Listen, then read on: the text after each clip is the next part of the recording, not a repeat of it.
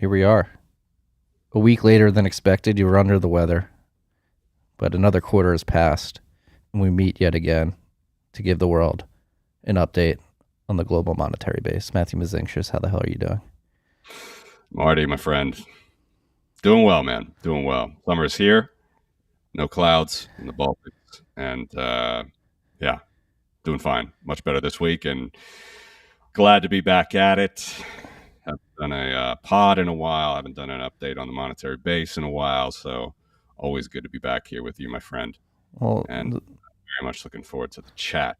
well, the pleasure is always mine. You've updated your camera setup here. It's very crisp. Glad to hear that. What are you using? This is a Sony A7S3. Okay. It's quite a good one. It's quite a good one. It's not the A1 or anything, the most top of the line, but it's a solid, versatile video and point and shoot camera. But it's obviously much better for video. It's very solid.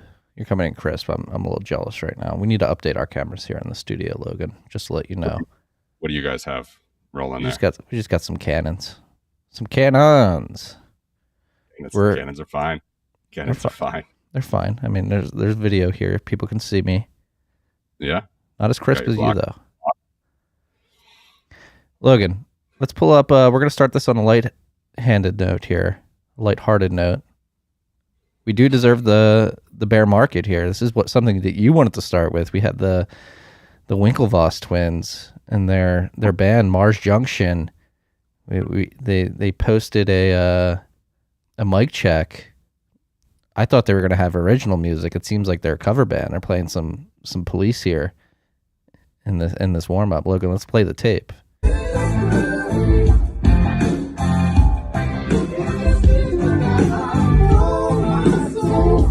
All right, that's all I can take. Turn it off. Stop it. That falsetto, man. That falsetto that I think it's Tyler this is going for. Ooh. And Tyler. What's the other brother's name? Cameron.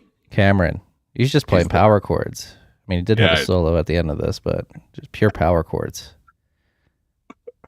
You're on the East Coast, my friend. Well, no, sorry. I'm sorry. You're not on the East Coast. I'm not on the East Coast.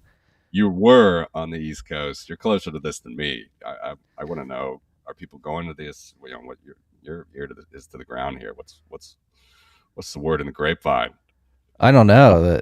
I don't know what the word is. I heard they sold the show out, and while they were playing the show, Gemini got social engineered, and some of their IRA products got ganked.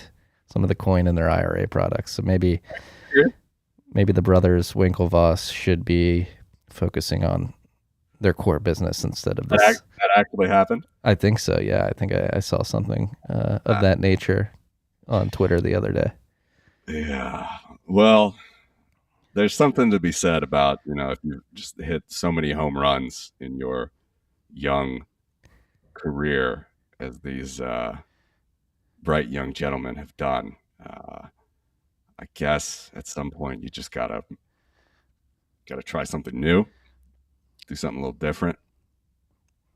They went for it, man. They went for it. I mean, I don't know if they still hold, but at least at one point they publicly announced that they wanted to hold 1% of the total Bitcoin supply, 210,000 Bitcoin. So, no, I believe they still do. I'm sure that would have been a whale alert long ago if those coins had moved, but I'm fairly sure that they did a Shamir secret share, I believe, across like all the main banks in the United States with their keys, as far as I know. Is that overkill? It's a bit interesting in that you would put your keys all into a bank. That's one thing. Of course, there's redundancy there, and it's I guess it's not major banks. I heard this regional banks, mid-level banks, they had all around, but in different safe deposit boxes. And of course, if one gets compromised, they can go to many, many more. But Mars Junction has 1% of the total Bitcoin supply. First Junction. I hope I get that rich one day where I could just pay people to come listen to me sing. It sounded like the actual Police record was playing. They were just like singing along with it. Right. And it sounded like they just don't care anymore. Yeah. They were doing right there. So do we deserve this bear market? Are we officially in a bear market, would you say? That was a great tweet there by Autism Capital. Autism Capital, yes. But no, I don't worry about that stuff, man. I don't worry about it. Your listeners shouldn't worry about it. No investment advice, right? But this is why I track things like the monetary base. I enjoy it, have fun with it, try to see where we really stand in the monetary world, and the rest will come to us, I think. Yeah. And so this is why we meet here once a quarter to talk about the now Porkopolis economics quarterly monetary base update. Bitcoin has fallen 2 spots to the 9th largest monetary base, with gold and silver included in that monetary base calculation. Bitcoin was number 7 after Q4 2021. Obviously, we were hovering around all-time highs in the middle of that quarter, so it makes sense that if we fall about 50%, that Bitcoin would get knocked down a couple notches. But before we get into the details of the quarter-on-quarter changes in the monetary base, you were just in Oslo, right? So I think we're not giving investment advice here.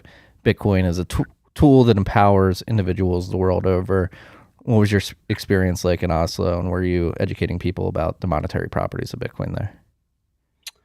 I was, yeah, a little bit, best I could. We had a nice CBDC panel. A few people. Odell was hosting that. Janine was on that. Who actually I just interviewed yesterday. She'll be on the pod. And it was just really simple, short. Could have been much longer, as always. I like tangents. I like to talk about this stuff, but it was only 20 minutes, so it's very, very, very, very, very basic. But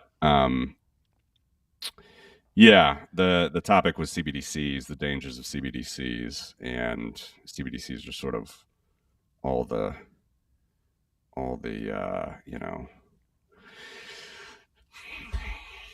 they're the tyranny that comes with them. Yeah, well, yeah, they're being quoted a lot. Apparently, there are some 100 central banks that are fascinated by the idea of a CBDC. So we just wanted to talk about what that really meant, where that fit into the actual money supply, what that actual money supply looked like, if CBDCs are going to be a thing anytime soon or not. I gave some opinions on that, which we can talk about in a second. And yeah, just some of the dangers that come with them, because this would be something that would be on a central bank level, something that they can turn on or off at whim. And people should be aware of that if they think this is going to be some tool for financial salvation or financial freedom or financial efficiency, especially if you are a dissident or someone who's trying to work yourself out of an oppressive regime, to help people that are suffering from human rights abuses across the planet. So kudos to Gladstein for making it happen. I was very actually happy to be a part of that. As he said, it was the first CBDC panel at a human rights conference, so that was cool. But this stuff is, Bill Browder, who has always interesting things to say about Russia. He, billionaire investor from that was in Russia in the 90s after the collapse of the Soviet Union. He was not at the human rights conference, though he usually was, because Davos was a little bit later this year. It was funny. He said he gave a video address, and he was like, they say that the Oslo Freedom Forum is like the Davos for human rights. Unfortunately, I have to be at the Davos for anti-human rights while I'm missing you there, and that's true. He was in the real Davos, which was is always getting more and more of of a shit show every year. So he was there. He gave a message that just talked again about everything that he's doing to try to stop oppression around the world with his Magnitsky Act, which we don't have to get too into. There's definitely some things there that I wouldn't agree with as a libertarian, but as far as putting a stop to just these crazy kleptocrats and dictators that want to come to Western countries to sit on their yachts or send their kids to school in Western schools and enjoy all of the nice things about the Western world, which they claim to hate in their home countries, which they rule with an iron fist. I actually think that's quite well intentioned. I think it's not going to do anything to stop the war in Ukraine, for example, but I do think that we as a society, whether you're in France, Germany, Spain, Italy, wherever, if you want crooks and backwards dictators to come to your shores and have their kids go to your school and all the rest, you can let that happen. That's been going on now for decades. But I think we are at an inflection point where people are standing up, at least in Europe, and they're saying look, just no more. It's way too backwards. It's way too paradoxical that you're having these people come in and just enjoying everything that we have to offer in places that, by and large, respect human rights. We might not agree with everything the system does, but by and large, these places agree. They have Western values. If you're not going to adhere to that in your own country, then we don't want you here. So I do think that visa control, passport control, residency control, it harkens back to things like immigration issues that you'd have in the U.S. for different reasons. There's good arguments on both sides with borders and immigration and stuff the libertarians take. But regardless, what's going on in Europe, specifically with these, kleptocrats in North Africa or the Mid East or in Russia, just coming and hanging out in Cannes or in Monaco. The Italian Riviera or in Monaco, that's just got to stop. And do I think that's going to be done in a completely transparent and great way that's great for all the taxpayers? Probably not.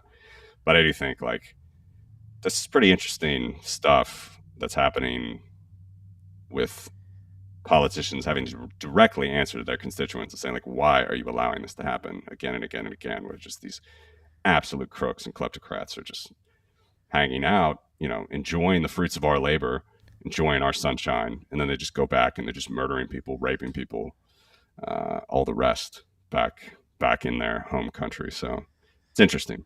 Yeah. And those are the discussions you have at a place like Oslo Freedom Forum. Yeah, there's hypocrisy on all sides. I mean, like you said, we have it here in the United States. I mean, one of the big news items of the last couple of weeks has been Nancy Pelosi's husband got wrapped up in a DUI charge in Northern California. Got a little too tipsy in wine country. Was driving around Napa Valley, pissed drunk. Apparently he hit a car or was involved in an accident. Who knows who hit who? But there's rumors going around that DUI charge is going to get swept under the rug. So you have the Pelosi's, Nancy being one of the most powerful politicians in the United States, actively insider trading against the American public during the day and then driving around pissed drunk at night with impunity. There's a spectrum to this, obviously. They're not raping and pillaging individual Americans, but there's this two-tiered system that exists throughout the power structure of our world. 100%, man. 100%. On that side, I mean, when you look at that, when beating 90% of the market and, her visa connections were clear and all these other things, I mean, it's embarrassing.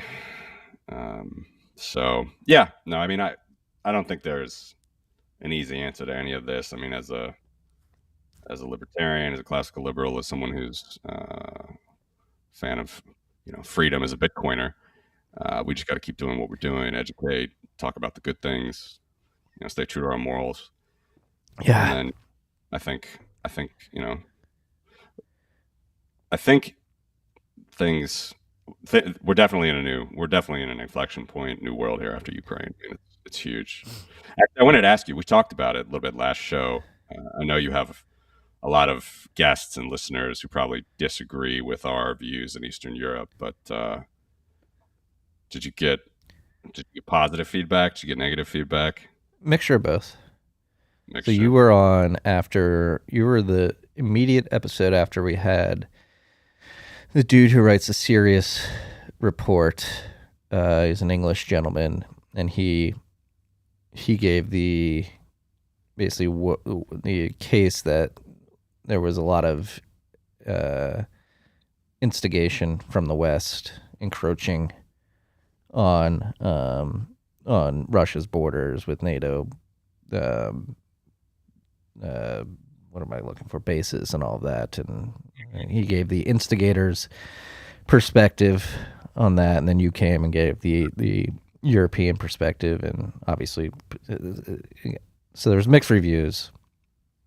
My conclusion after having those back-to-back episodes, and the reaction to those is that it's all fucked. Like we just said, like there's a spectrum to this. Obviously, Putin, the Putin regime is on one extreme of the spectrum, and as I articulated the last time we spoke, like I'm not happy at all with the leaders that we have here in the United States and in the West and their provocations. And I think people like yourself, myself, most importantly, Ukrainian and Russian citizens just get fucking thrown in the middle of these proxy wars that, at the end of the day, individual Russians, individual Ukrainians, individual Americans, Latvians just want to raise their families, live a good life, and live an honest life, and we're thrust into these geopolitical dick measuring contests between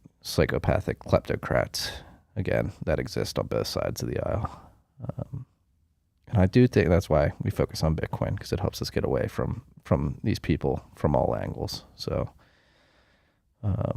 yeah, mixed reviews. A lot of people really appreciated your perspective. I appreciate your perspective because again, like we discussed last time you were on, I am that American is pissed off at his government for just. I would like to apply a Ron Paul foreign policy here in the United States, where it's like, hey, leave everybody else alone and just focus on fixing our problems here in the United States, which are pretty material and seem to be mounting day by day. I think meddling in other people's affairs is just making us worse off in the long run. Yeah. Yeah. I mean, we don't have to rehash the Ukraine thing, but I can say, first of all, completely agree. I mean, I'm a classical liberal libertarian here in Eastern Europe, on one of the fronts of Russia and Belarus and all the problems. So I've thought about this a long time. I've had a lot of friends over here, and I think I said it. I say it on most shows or interviews. It's like Europeans, classical liberal Europeans, they have very different views than my typical example is the Texas libertarian, which, now you're out of Jersey, you're out of New York, you're in Texas. You have that view, which I understand very well. Don't even need to describe it. Everybody should know when I say Texas libertarian what that means. So it's good. It's totally good. And I think that there's no problem keeping with your principles, staying consistent. And, as a libertarian from a small country that's suffered from those proxy wars, from those occupations, indirectly, my family is of immediate Latvian descent, grew up in the States, went back afterwards, and now, shit's happening again. This is all like super real for us, and not just me being a foreign Latvian. I mean, everybody knows it here. People's grandparents shipped to Siberia, whatever. We had all this shit. We've gone through all of it. So the fact that it's going on again, that they're trying to do this imperialism again, like we're just going to stand up for it.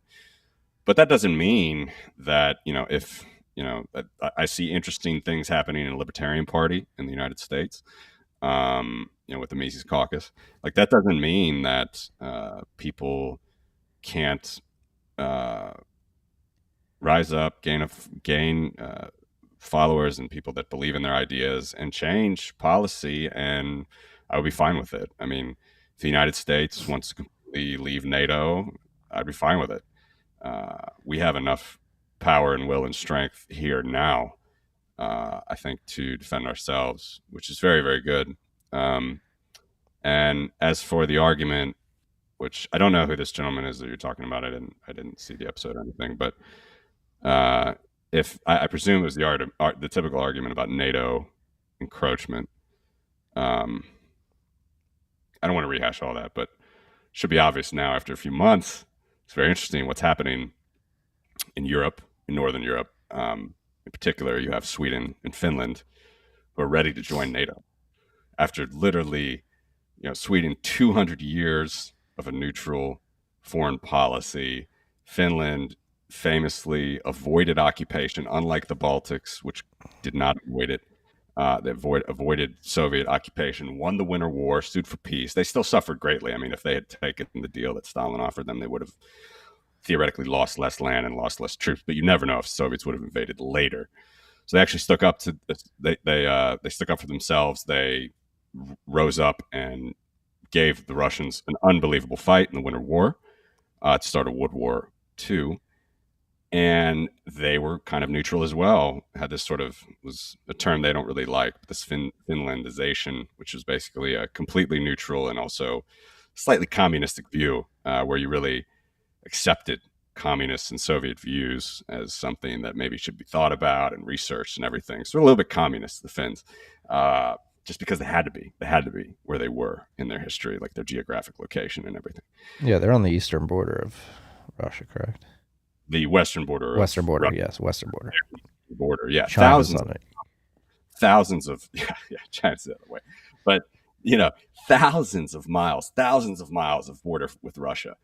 And so I will debate anybody about this. I have no problem debating the NATO expansion thing. I think I said it on the last show with you as well. Like, this aggressive NATO expansion, or this, thumb in the eye of the Russians, the Baltics were the last ones to come in. Really, the last big countries, or countries that were kind of close to Soviet type occupations. Yeah, there was Croatia and North Macedonia came in later, but the Baltics and Poland and Hungary, these types of nations, they came in. Actually, Hungary a little bit earlier, but Baltics and Czech Republic, Slovakia, they came in 2004. That is a long time ago. That's plenty of time for Putin to think if it was really NATO that caused him to somehow invade a sovereign country. And, people that were young infantry men and women now were barely a twinkle in their father's eye when the Baltics came into NATO. So this is nothing new. This is nothing that caught him off guard. And back to the elephant in the room here, the amazing thing of the last 3 months is Finland and Sweden, they're going to join. I mean, Turkey is going to yield to them. And that they want to join. Everybody wants this sovereignty. They have agency to choose their own security.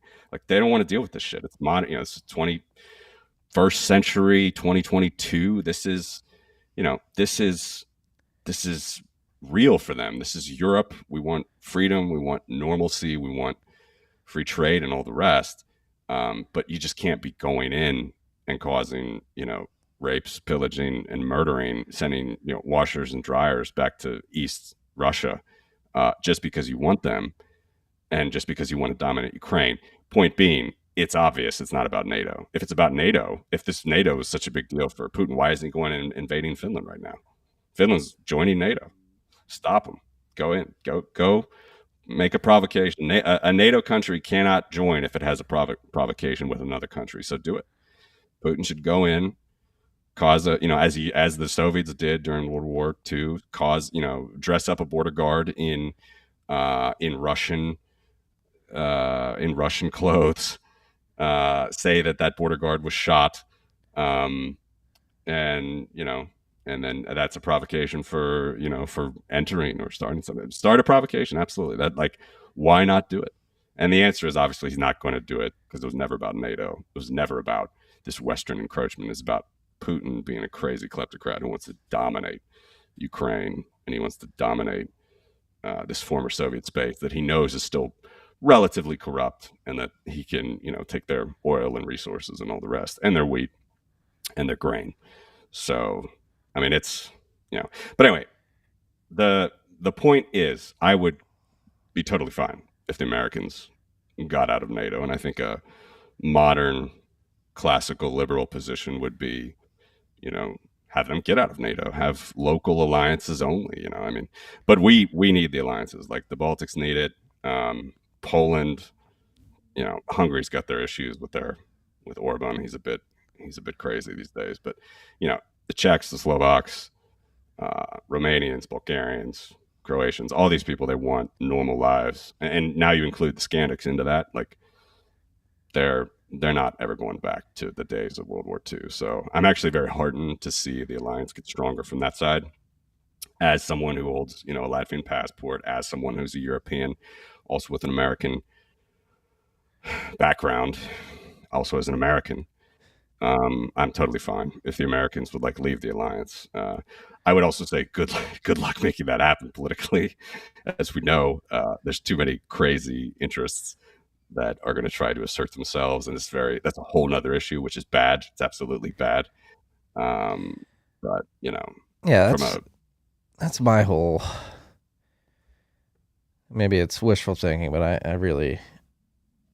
I mean, there's so many factors here and so many moving variables at play. Number one being like you can make the argument that Europe and the West sort of shifted leverage in Putin's favor with idiotic energy policy over the last 2 decades. Like I would like to see like I don't know if maybe I am libertarian. I've never described myself. I don't like to throw a label on myself. I do think maybe this is libertarian. I'm just being like a hardo, trying not to put a label on it, but I do believe free markets can liberate the world. That's why I focus on Bitcoin predominantly here in this media platform that I have. And I don't think free markets, particularly in energy, were able to flourish throughout Europe over the last 2 decades. And that shifted a lot of leverage into Putin's hands as he has control of the fuel source of Western Europe. And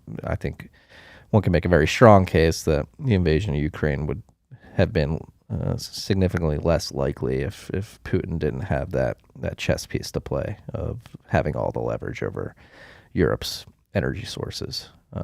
Which obviously the invasion has created a energy and food crisis, or exacerbated an energy and food crisis to a point where people are having to buy gas and oil and rubles, and they're having to pretend like they're not doing that by buying Russian petroleum products from India, or go into the middle of the sea and buy it. And I think I think we need to liberate markets from these central planners, whether they be in Russia, in Ukraine, the rest of Europe, or here in the United States, and just let us peaceful citizens interact with each other and conduct commerce with each other. I don't like, just personally, I don't like the ginning up of more saber rattling on the war front in terms of alliances and focusing on a solution via force with strengthening NATO and stuff like that. I think what Europe should do and what the United States should do is realize that they made very large strategic errors, particularly via energy policy, that has shifted leverage into Putin's hands. And instead of trying to brute force and exacerbate an already terrible situation of war and potentially push the world into World War III, like Western leaders should be a bit introspective and own up to the mistakes they made from a policy perspective, and try to fix that to hopefully mitigate any potential escalation of physical conflict moving forward. But it doesn't seem like that's happening at all. And these Western governments seem to be doubling and tripling down on idiotic energy policy. So that's where I stand right now.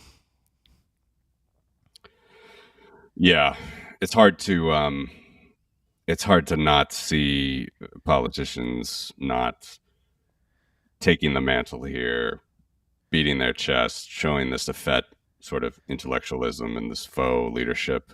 Like, Unfortunately, this is what politics is sort of geared to, right? It like should be typically dealing with these big outside issues, but unfortunately, you've fucked everything up over the last 20 years, as you've alluded to, all of these different things from energy to labor to commerce, whatever, and and now this war gives politicians an excuse to do more bad things. So I understand it. I mean, it gives someone like Trudeau, who literally just imposed financial Armageddon and martial law on his citizens, like the next week, to go to Europe and act like he was some champion for freedom, because he sent, you know, Ukraine some vests or whatever.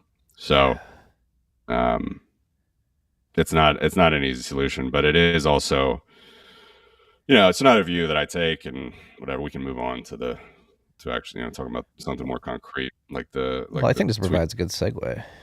Yeah, I think it does. But it's also an opinion of mine, basically, in that, if you go back to this idea of just, okay, Europe has always suffered from wars and infighting and all the rest.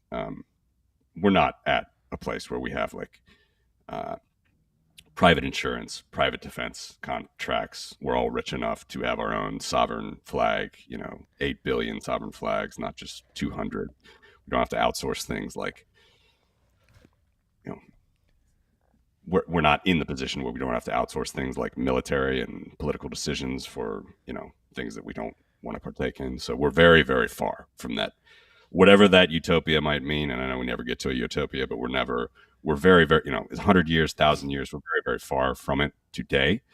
So focus on what you can. That's concrete. That's Bitcoin. And then regarding the political stuff, I would just say, I'd just be, I would implore, because I know, I assume, as you said, it's mixed reviews, but I would assume a lot of your listeners are these Texas libertarians who, why would they care at all what's happening in Europe and whatnot? And fair enough. I mean, I have no problem with that. I would just say, try to be sensitive to people that are suffering. It's not the United States' fault what Vladimir Putin is doing. It's just not. And I can provide books and links and all sorts of things to talk about this 20-year thing. But from the beginning, they had started this. The election in 2000 was basically set up for him to win, and there's been no legal election ever since by an independent fact checker and all the rest. So the democracy stuff in 2022 is just, it might not be working in the United States as we want it. It's definitely not working in Russia. Yeah, I think you'd have to be an idiot not to concede that fact. Yeah. So it's we're a long way. So that's about it, really. Yeah. You also think the interesting question would be, like, say the United States gets that, right? Say we get a proper scaling down of government, right? I mean, how likely is that? I hope it is. I'm not sure. But let's say we get a reasonable, not crisis-induced Libertarian Party, Mises Caucus just explodes in popularity. Let's say we get a moderate, reasonable scaling back of military. U.S. troops in Germany come home. Lots of things happen where the United States shores up its troops literally and its budget, economically. Great. Question would be, at what point does the United States ever come back if their European friends screw things up again, or a group of European friends, such as, or enemies such as Russians just coming in and doing the bad things that they're doing?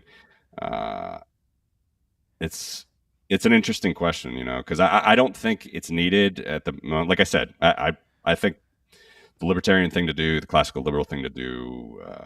Thomas Jefferson said, "I'll trade with everyone, alliance with no one." He also started the whiskey tax and did a lot of other bad things. It's like, if you really think that you can get to that ideal, that classical liberal idea, that American ideal, whatever that is, great. I just wonder how the American society would react if Europe falls apart again, and we probably will with something. It's not going to be as bad as the Nazis, but look, I mean, we had to come in as an alliance to stop to the Nazis. And, history could have been a lot different if we'd even gone farther. I mean, again, I'm speaking from an Eastern. We suffered both from the Nazis and from the Soviets. So, don't forget, like Churchill wanted to go all the way to Moscow, but but they decided that it was not worth the cost, and Russia's never been the same. I mean, Russia suffers from 100-year problem of communism. Just moronic, stupid people that thought that they were being righteous and legitimate, and they tore down generations of people. So that's going to continue. Like I said, let it. I would absolutely be glad if Americans could shore up their resources and go home and clean up their own. But I don't know. It's weird. It's weird. There's going to be. Well, it all comes back to energy. Like energy is the base of human action. Like it literally, if you want to get to the bare minimum, like you spend energy to go hunt and eat. Like that is the basis of human action. And what the fuck happened in 1971 for some reason. We went off the gold standard and idiotic energy policy began to follow from that. And I don't think Europe is going to be in a good position until they, again, show some introspection and realize that their energy policy has put them in a very precarious and vulnerable situation. It doesn't seem like, Germany, the economic powerhouse of Europe, seems to be doubling and tripling down, shutting down nuclear power plants in favor of unreliable wind. And that's the other thing. So I've been having a lot of conversations. I went on a libertarian focused podcast the other week, and even though I'm very happy to see that the Mises Caucus has taken over the Libertarian Party and jolted some life into the libertarian movement and actually brought some power to that perspective in the political landscape here in the United States. Again, I don't think we solve this by getting a libertarian in office. I don't think we solve this by getting a Republican or a Democrat in office or voting our way through this. I do believe the Heikian view of we're not going to. I think you need to fix the money to fix the world, and you don't fix the money until you take it out of the hands of the government. So even though there's great things going on in the Libertarian Party, I think it's a losing battle in the long run because they're just going to be thrust into the administrative state that is pretty. It doesn't care who is in power in that hierarchical structure at any given point in time. The administrative state just views those politicians as a facade for the public to look at and interact with, where that's, again, why we focus on Bitcoin, because you actually take the most important tool that humans use, money, out of the hands of the government so that you can then begin to take steps towards fixing these structural, systemic problems that exist throughout our global economy. And then that's why, like, a libertarian podcast that went on, I was like, stop, like, debating Democrats, Republicans, and other libertarians about making policy change. Just go fucking build the world that you want to see, and Bitcoin provides us the opportunity to do that. And again, what was the response?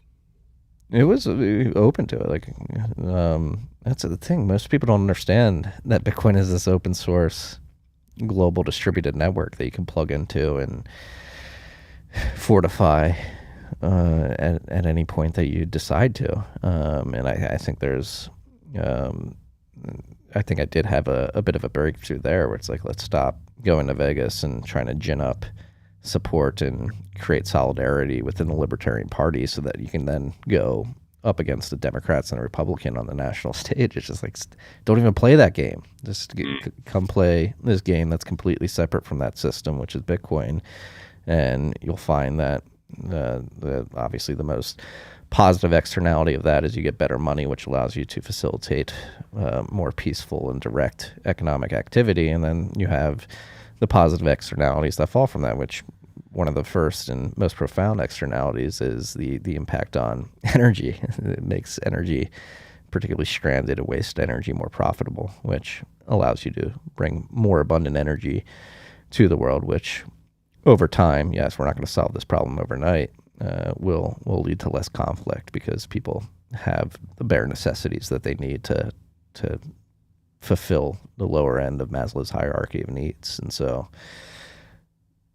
when it comes to trying to fix this problem via Washington or via the EU or trying to shake Putin or take Putin out or whatever, like I think that's all noise at the end of the day and doesn't actually have us making steps in the right direction, whereas Bitcoin is that mechanism through which we can begin to carve a path in the right direction.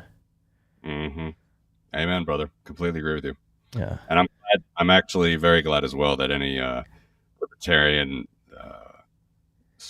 a libertarian sort of thinker, or even Ron Paul, people that might be asked by professional news agencies to come on their shows or even their YouTube channel, that none of them will go on RT anymore. So that's good.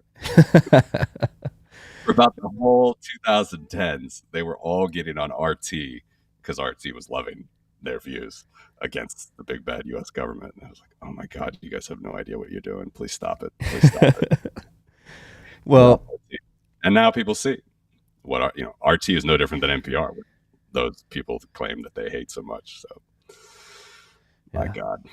Come on TFTC, where we'll have level-headed conversations about this. Because it is, one of the favorite buzzwords of the show is nuance. There's so much nuance to this, and it's not something that can be fixed overnight. But that's why, again, I like to focus on Bitcoin, because I believe, I could be wrong, I don't think I am, but I believe it provides us with the best mechanism to separate ourselves from that geopolitical proxy war that humanity is suffering from.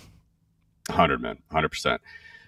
It is interesting though. I mean, like, David Friedman called it the hard problem, and I never used to dwell on defense, the issue of national defense. And again, we just don't have this 8 billion sovereign flags, private defense, free market, very low cost energy sort of world that we want yet. So where we are right now, it does yield different reactions and perspectives from many classical liberals or people or Bitcoiners or whoever. And I know that, again, I know this is a very US based audience, but you're going to hear many different views on defense from European classical liberals, European Bitcoiners. And I got friends from the Swedish Mises Institute that are sending me like Swedish propaganda videos of their military with like the Swedish like glory music, Viking music and stuff.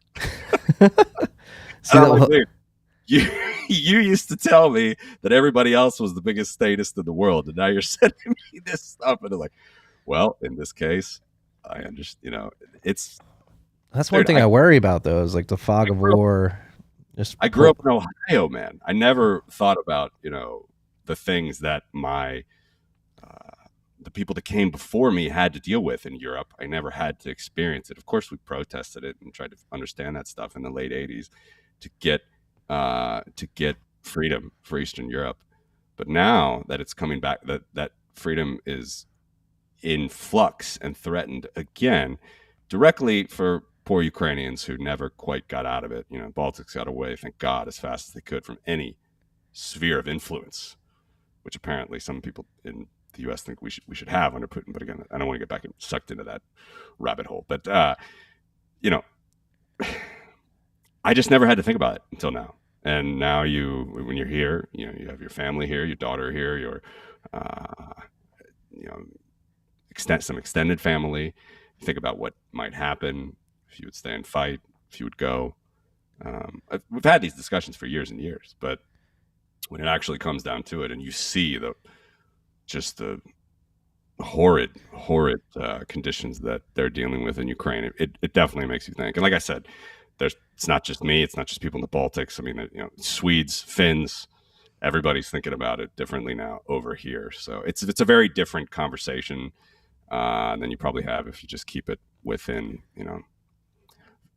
thoughts on Ukraine from afar with a bunch of I'm not trying to sound pejorative, but with a bunch of tech libertarians. I mean, you're going to get different views. You're going to get vast views. So I wish we had it, man. I really do. I wish we had that world, but I'm all for Bitcoin getting us where we need to be. But right now, here in 2022, It's definitely thought provoking, if not much worse, depending on where you live.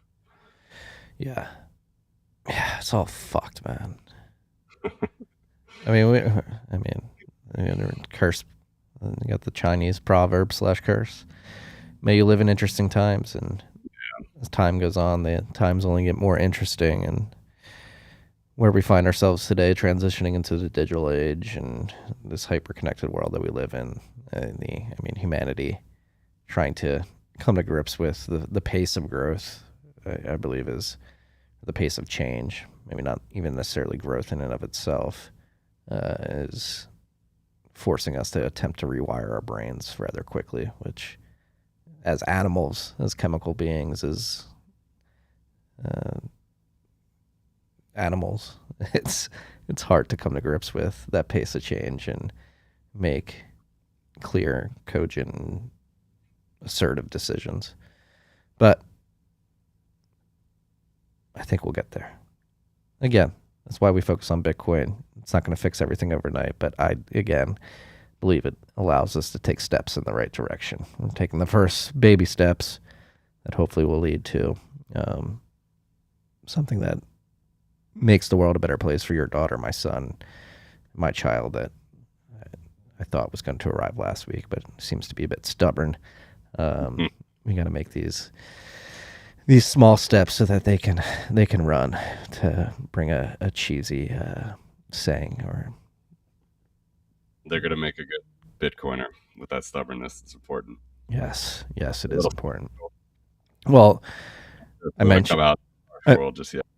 I mentioned a segue earlier, and what I wanted to segue to was revert back to what we were discussing earlier, which is CBDCs, and so viewed as a segue because with all this going on, and obviously we have economic sanctions against Russia, and the financial global community seems to be bifurcating, and the Davos class seems to think that CBDCs are a good way to prevent kinetic warfare, or use CBDCs to punish people in the physical world. And what's going to happen if CBDCs do come to market? I'm a bit skeptical. I don't think the administrative state has the technical capabilities to actually bring it to fruition. Obviously, there is a counter example to that in China and their social credit system and everything they have going on there. But how would CBDCs, let's run down the thought experiment of them being successful, how would they affect what you do on a quarter-by-quarter basis with your monetary base update? Yeah, good question. Totally agree with you. And if we can go to its tweet. I know we got to talk through this for the radio, for the pod, but shoot, 1 second. It's tweet 15. First of all, you remember, I think it was, I got to write this stuff down, I always say, but always say it every episode. It was I think it was your pod where I first started to talk about it. One of the first interviews we did, maybe the first interview we did, 2018. Was it started 2019? I'm not sure. Where I think it was 2018. I said then, I continue to say now, I'm extremely skeptical about CBDCs. I don't think they work economically. I don't think they, like you just said, could work technically. You have massive risk factors there. You think about all the threat mitigation that Bitcoiners go through. Like, you think the state is going to be able to handle that, to be able to hold a candle even close to that? So I've always been skeptical about the technical sort of adoption of CBDCs. And on top of that, you got something that's much better.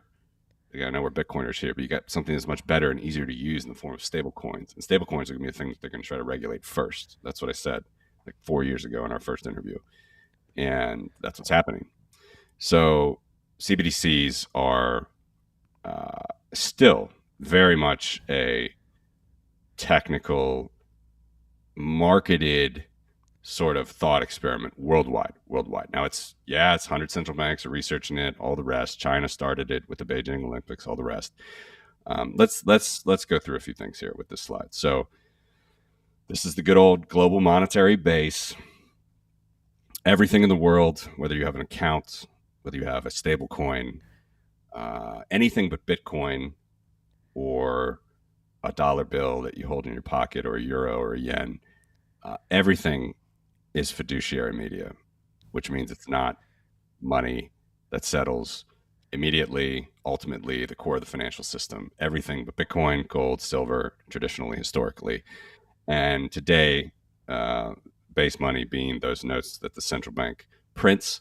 Also, they print some money, for a lot of money, for the banking system. Those are called the bank reserves. Those two things together in the current modern financial system, that is the monetary base. Okay, that's the ultimate settlement. That's how the system settles. That's how banks settle with one another. That's with each other. That's how you and I settle with our proverbial coffee shop when we buy that coffee. The system's the transaction is done, fully final, if we hand over a note that is legal tender, printed from the government. So that's what this slide is. I got to work on the contrast, obviously, because I know it's anybody to read. But this one is, there's two, you can see two different blobs there, obviously growing like crazy. And the actual amount that they grow is about 13% per year since 1970. So that's about 1% a month. Compounded gets you to 13% a year, not 12%. So 1% a month, compounded since 1970, gets you from something that was, couple $100 billion equivalent. And I'm not talking just dollars here. This is worldwide figure. This is 50 central banks. A couple $100 billion in 1970 to $30 trillion today. And that's a lot of money. Okay. This is cash money. This isn't Elon Musk borrowing on his Tesla shares to buy Twitter, leveraging something that you called fiduciary media. Everything is fiduciary media, except for base money. This is actual money, cash money. It's a lot of money, right? $30,000 billion. $30,000 billion of actual money. Now, not all dollars. Some is yen, some is euros, some is yuan, Korean won, Argentinian pesos, Brazilian real, and all the rest. That's on this chart, all right? This is the printing press of the central bank. This is base money. We've talked about it now for many, many quarters. This is actually the 16th update, so the 4th full year of doing this. Happy to show this to everybody because this is it. BIS is going to show you this. IMF's not going to show you this. This is the one. All right, this is the proverbial printing press of the central bank.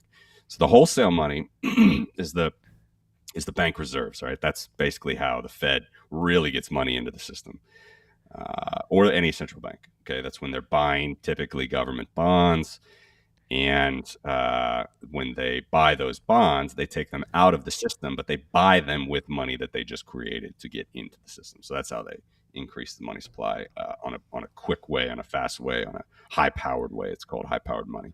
So that's the light shaded area. Those are bank reserves or wholesale money.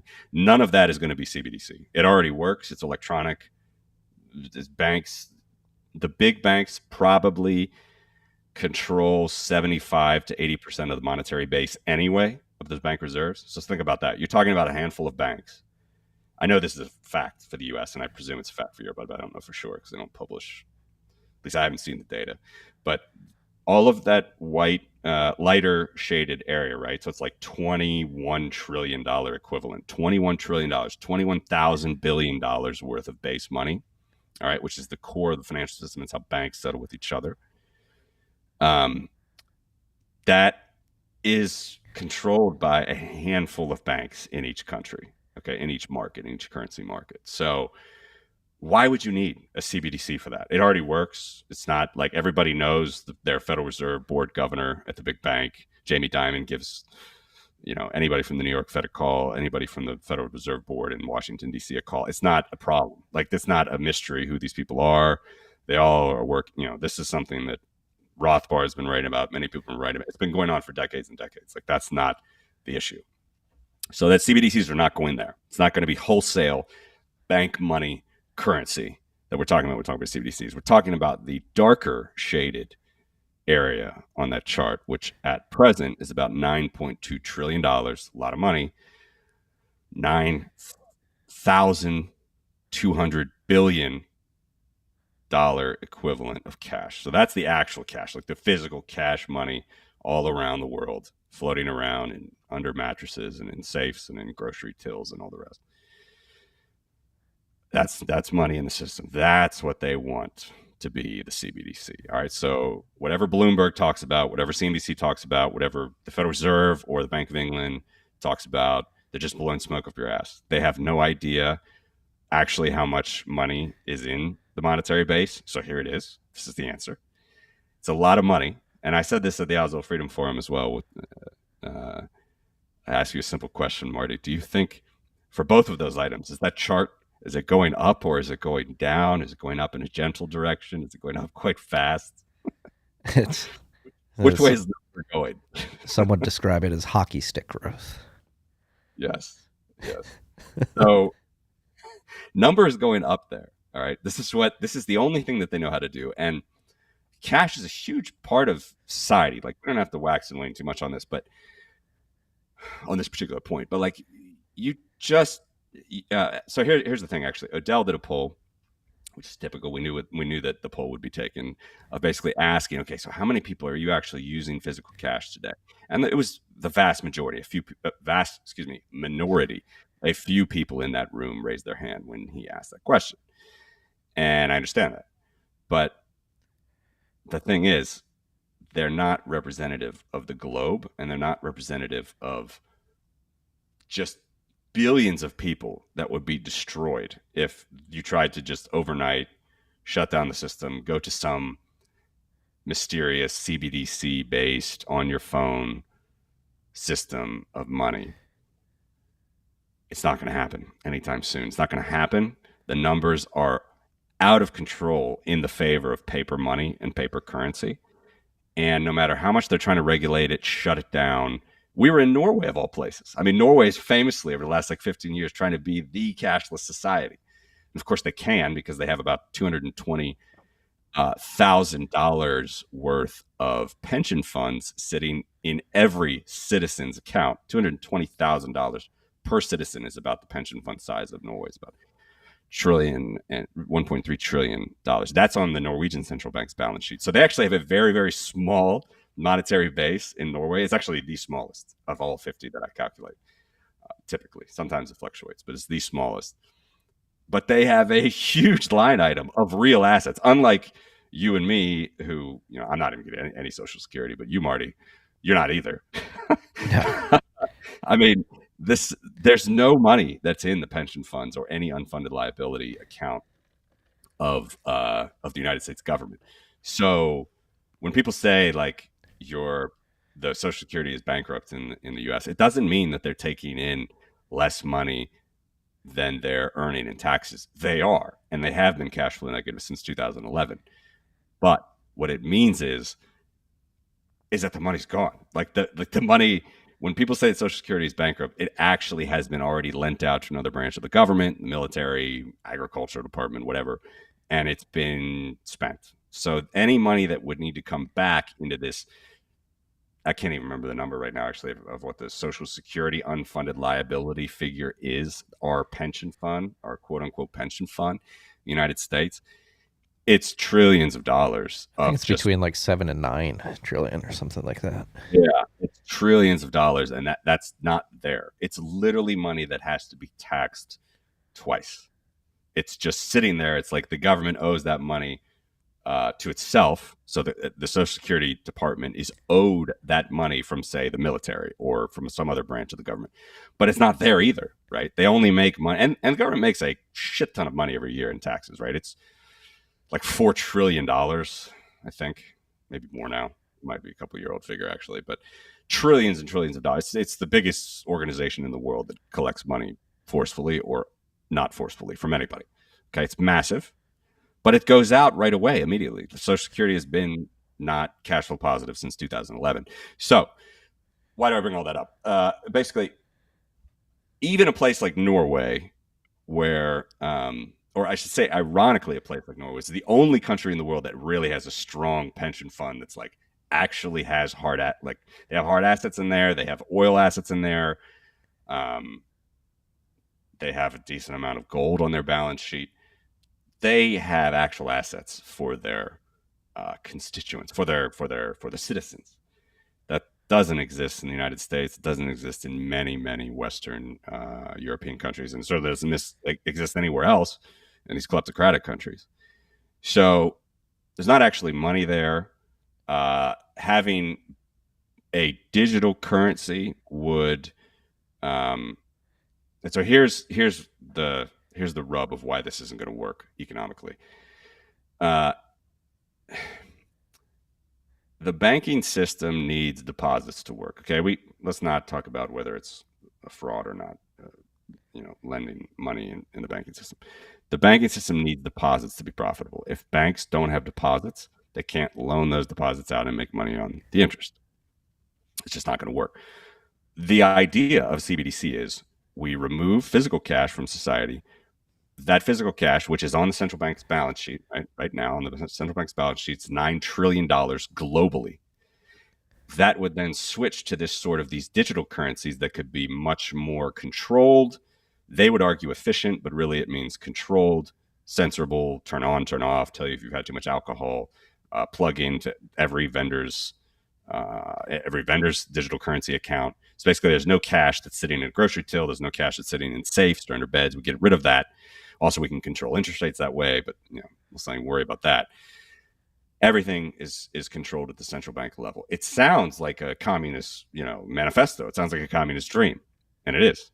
But there's no way, especially in the deep markets of Europe and the United States, there's no way it would work, because what it would do, and all the papers acknowledge this, by the way, all the papers on CBDCs by central banks, they all acknowledge that it's a tremendous challenge or drag on the financial system's profitability if you were to have deposits leave the banking system. Which is like, hey, I got PayPal, I got Venmo, I got my banking app, whatever. It might work, might not work, might not be that good. But, at least I have that, right? That's what the average person is saying. I'm fine with it. But if you come in as the central government and say, hey, we got a central bank account for you, it's going to be much better. Use it. In fact, we're making you use it. That money does go away from the banks. It means that the deposits that you hold with your banks, it goes away. So that's a massive drag on the financial system, which is why it's never going to work in mass in capitalist societies. The only society it might work in right now with any legs is China, because obviously they're communists. They don't care about their people. They want to control their people. And anyway, it's an extremely digitized payment processing system with Tencent and Alipay. So that's the only one which maybe they can make it work, because anyway, they just have all these communist style resources and they don't have a fully private banking system. So that's where we'll probably, and everybody knows that's where we are seeing some innovation, let's say, in CBDCs. Yeah. CBDC is, so put another way, as succinctly as possible, they just cut out the commercial banking system, which is what allows you to go take out loans and take risk and get access to capital markets to go operate as an entrepreneur, as a capitalistic entrepreneur throughout the economy. So if you're going to replace that deposit system with a direct connection to the central banking system and use that as your access to the monetary system alone, it completely cuts out all those services that the commercial banking system provides the world. Exactly. And they know this. They know this. It's written. I mean, this is the discussions they're having. This is the crucial discussions. But they're blowing a lot of smoke. It makes news stories. It makes Bloomberg, CNBC, all this stuff. The numbers show that it's never going to work that way. First of all, cash is way too hard to take out of the system. I mean, so many people will suffer. India tried to do it, by the way, in 2016. They took out two types of bills. Mm-hmm. I can't remember which ones. Because it was like a 500 rupee bill and something like that, right? And they wanted better digitization, serialized bills, sort of things that you can digitally check easier with those bills. That's what they wanted to do. It was a control measure, right? Completely messed up the Indian economy for a few months. It was down from, I don't remember the exact numbers, but it was way down. Collapsed the money supply in like half in a few months. And now, 3 years later, it's like triple. So they didn't keep it down. It didn't help sort of banks sort. It was still, they're still physical notes they replaced it with, but it didn't like help banks sort of get a better judge of who needed the bills, where the bills were going. That was the idea. Okay, it might have helped a little bit, but it's not like they kept the money supply down. It's 3 times more than it was in 2016, the Indian rupee in physical currency. So it's just not going to happen. It's not going to happen. The numbers don't make any sense for CBDC, both on the physical currency side, actually mattering for a society transacting, which is mostly needs to do that daily trade, in and out of physical cash. Like, maybe in certain Western places we don't have to do that. We can afford to just wait a little bit, use PayPal, Venmo, or eventually we're going to use Lightning, things like that. It's just, there's no way that the vast majority of the world is going to handle anything like this CBDC. And here ties it back now to what I was talking about with the unfunded liabilities, the pension funds, all these other things. The state can't manage any of those assets, and the central bank can't help it either. So there's no way that like that money will probably be issued, and then in return they'll buy more bonds because of it, right? Because that's the only way you balance the central bank balance sheet is you issue something, you print it out of thin air, and then you take something out of the market, which is typically a government bond. We can actually talk about why they do that and why it affects interest rates, but just in pure mechanical form, that's what happens. So they can't manage any of that stuff. They can't manage pension funds. They can't manage, like, you think the bank is going to be, just like the state bank, the central bank is just going to be some new, innovative, amazing manager of a pension. But the only country that can do this is Norway. And that's because of the oil, it's because of the history, it's because of the amount of population, the geography, all sorts of things. It's scalable in Norway. It's not scalable here in the United States. Or not in the United States, not in Europe wide. Did you see that interview? You saw that interview with Christine Lagarde. Amazing. Oh, yeah. In due course. In due course. I mean, I used to think she was smoother in these interviews. She was speechless. Well, let's give credit to the moderator of that town hall meeting. He put her feet to the fire. Yeah. Who was that guy, by the way? Some Dutch guy. I don't know. Yeah, that was solid. That was solid. She was speechless. She could not explain how that balance sheet is going to be normalized, how it's going to come down. And as we all know, because we actually follow this stuff, and I'm sure any listener to this show knows, it's never coming back down. It's never going to be normalized. This is the new normal, and it's going to keep being the new normal. Inflation, inflation, inflation. That's how it works. Well, another good segue. You were saying we can explain how the Fed creates interest rates. So like people say, like, all right, the Fed will come out and they want to raise rates 50 bips. They don't just go into a computer and say, like, all right, now the Fed funds rate is 50 bips, right? Like you were mentioning with the creation of money and the purchase or selling and taking money out of the system of bonds, they interest rate target. So they attempt to either create, if they're lowering rates and they want to target a lower rate, they'll create money and then they'll buy these treasury bonds from the commercial banking system and attempt to get the Fed funds rate at that level. They don't set it, they target it, and then they use the creation of new money and the purchasing of assets to get to that rate. Is that a correct explanation? Absolutely. And I always take it one level deeper. I say, why did they do this in the first place, right? Why are they buying government bonds? Why don't they buy gold or real estate? They used to buy gold, but why don't they buy real estate? Why don't they buy corporate debt? Now, they're starting to do that now, but let's put that aside still. Why don't they buy stocks? They could buy anything they wanted. The reason, let's just take it to the deepest level. Why does the central bank buy government bonds? The reason is because they are a buyer that if did not exist, if that buyer did not otherwise exist, the price of their related company, of their sister government, the price of their government's debt would be higher. Would be higher. It's a hard thing to understand sometimes. Interest rates have an inverse the price of debt has an inverse relationship with interest rates, right? So if the interest rate is lower, the price is higher. It's more expensive. Okay, but if the price is lower, the interest rate is higher. Or if the interest rate is higher, the price is lower. The value is lower. So what they are doing, why does the central bank buy government debt? It props up the price, because typically they go down, right? They don't go up. That's only done once in the 1980s. Paul Volcker took interest rates 20%. Typically, the rates go lower and lower and lower. Typically, what does that mean? It means the price of the debt is going up. It means it's higher than it otherwise would have been if that buyer of government bonds was not in the marketplace. So that's really like the core of central banking right there. That goes back to British times, like the sovereign being bailed out by the banks and monopolizing the banks. But what the Bank of England, like the first modern central bank, it's just to prop up the government. It's to prop up government. It's to make government debt more expensive than it otherwise would be in a free market. And that typically means higher price means a lower interest rate.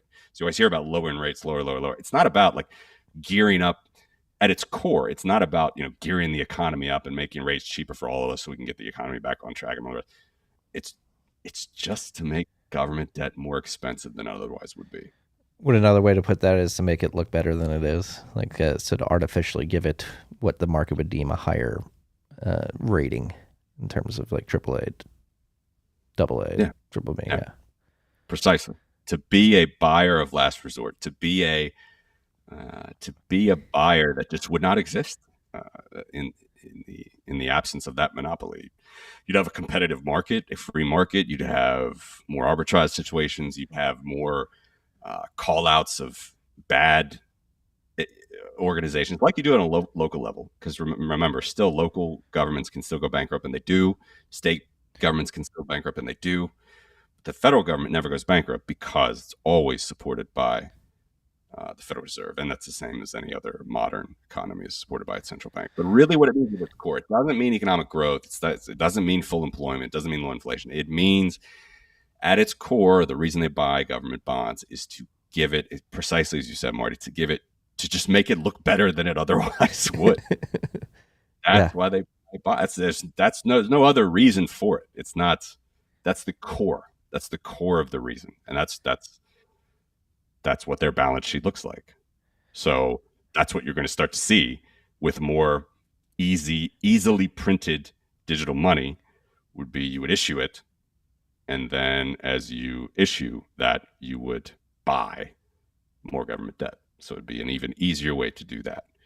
But of course, it comes with all the Orwellian things as well, bells and whistles that we all know would happen. But there's just no way, man. There's no way they're going to pull it off. The pressure is huge. It's massive. Pressure, yeah. It's amazing how much they're talking about it. I know it sounds like I'm dealing in free real estate here. I'm not putting money on it or whatever, but I've said it for years. I don't see it happening in the United States in particular.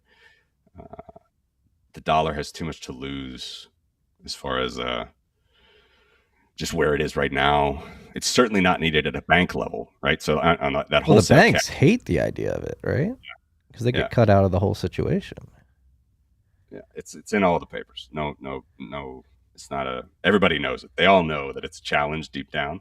Like they know that they can't make this thing profitable for the banks.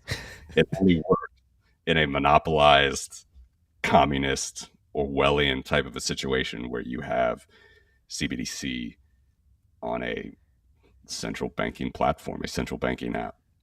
Yeah. Imagine the app the Federal Reserve will create. Did you see the? I mean, for all the shit we get the Federal Reserve, I do love the St. Louis Federal Reserve database. But did you see the article they came out with this week? No. Comparing the price of a carton of eggs as measured in dollars versus Bitcoin. They tried to dunk on Bitcoin. They did the time frame was January 21st, or excuse me, January 2021 through April of this year. and they try to dunk on Bitcoin because Bitcoin obviously was volatile with the price movements. But if you look at the overall inflation rate of a dozen eggs as measured in sats, it was something like 44%, and the dollar inflation rate over that same time frame was 77%. And they were like, look at all this fluctuating volatility in Bitcoin, but it's like, at the end of the day, you had a higher inflation rate. And then they allowed you to zoom out on the chart all the way back to January 2015. And if you did that, the price of eggs in Bitcoin fell by 99%, and it rose by 19% in dollars. So they seem a bit confused in their messaging and attempts to attack Bitcoin. I'm looking at it right now. Yeah. Oh, moronic. I mean, there's no hope for these guys. There's no hope. I mean, the only way that they can get on as they get on is because of that monopoly privilege. That's all there. It comes down to it. That's all there's to it. Well, so a lot has changed in the central banking system since we last met. Obviously, we've had interest rate targeting, the Federal Reserve targeting a higher interest rate. We had quantitative tightening begin within the last couple of weeks here, and obviously that's having a massive effect on the monetary and banking system. And we had a negative GDP print in Q1 of this year. It seems like with all the data that's been rolling in month on month since that GDP print came in, it's looking likely that we'll have another negative GDP print here in Q2 2022. Inflation still rising. You had the Fed trying to tame that inflation. What, number one, is the Fed doing from a monetary policy perspective? How would you describe the mechanisms of what they're doing? And number two, how would you describe the predicament they're in terms of GDP falling, inflation staying elevated, and seeming like it's not going to come down anytime soon, and the decisions they have to make later this summer or into the fall? Well, you saw, was it Bullard before a week or so ago, who one of the governors, who after they were talking about, okay, we're going to have to eventually hike even more, again, take some base money out of the system in order to increase interest rates. We're going to have to do that a little bit more this year. That will help to curb inflation fears. Might not curb actual inflation, price inflation, but it might curb inflation fears. And that's what we might have to do. And then Bullard just said, like a week or two ago, it's like, oh yeah, but after that, we can start talking about another cut again.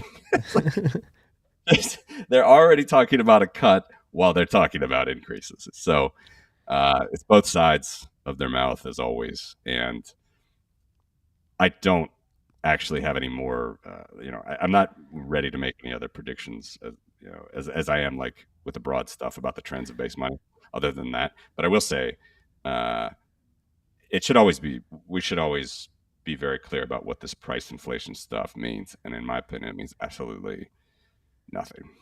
Just like this article you just pointed out about the eggs, which I'm looking at, which is hilarious in Bitcoin terms.